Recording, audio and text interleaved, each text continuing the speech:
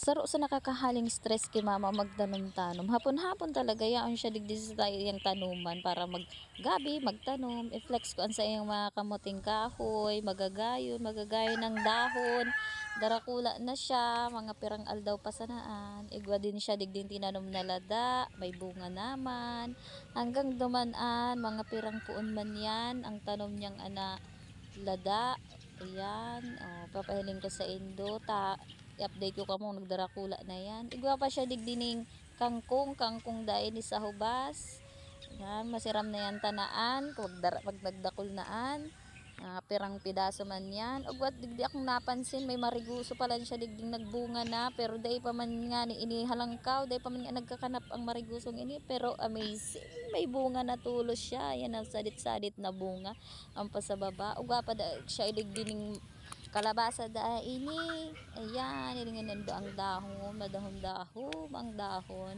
Igwa pa siya digdi, may burak na nga ni, kaya ahahalatong tayan kung magbunga naan, may burak na nga ni.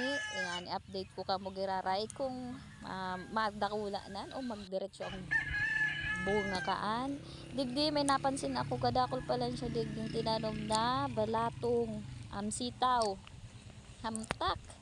Yan, mga pirang puon man an. Tapos pag abot ko digdi sa puro, may napansin akong ugwa na siya digding bunga. May salit na bunga naman. Ayan o, may saro-saro naman na bunga. Pero daitaan po po doon ta. Padakuluntaan. Hindi mo ta kung ang masiraman ang bunga kang sitaw naan. Tapos ugwa pa ko napansin, tigapot ko siya kung mga ano man ini, mga ano dahil ini, mani. Ayan, mga 7 days niya pa sa nadayan tinanom, pero may mga tambo na ilinga. Yan, may saraditan. Tas hanggang dumanan, dakol niya yung na mani hanggang duman. Dahil hindi mapapansin ta saradit pa. Pag darakula, tayo papahiling ko yan.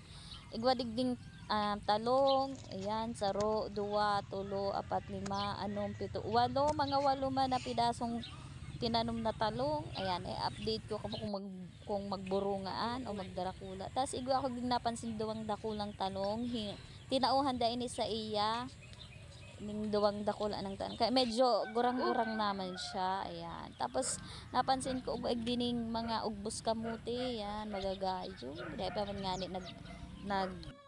dadakol. Pero tapos digdi igwa digdi natong, may natong yan. Tapos digdig hapot ko kung ano ini kamatis ining tigpapatambo niya ta, babalyo niya giraray duman sa tigtatanuman niya. Tapos ini napansin ko mga burak na ini, magagayon madamdahog man burak na ini, nakaka fresh talaga sa mata. Hanggang digdi na lang, bye.